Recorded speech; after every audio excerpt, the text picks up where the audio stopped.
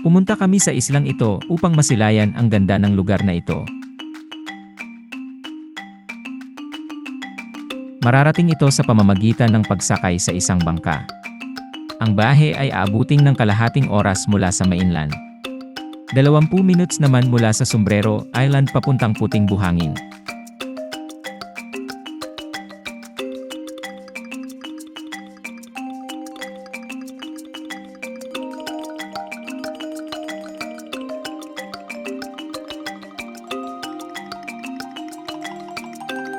Ang alon ay sadyang malalakas sapagkat sa ito ay dala ng panahon na tinatawag na habagat.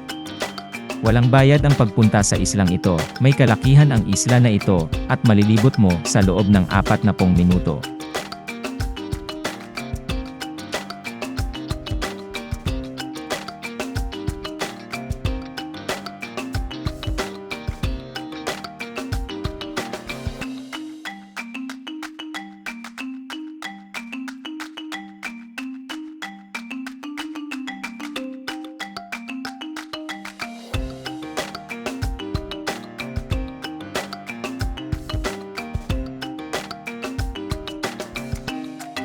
Kasama ang aming grupo ay pinuntahan na rin namin ang tinatawag nilang Puting Buhangin. Ito matatapakan laman kung ang tubig ay hibas or low tide.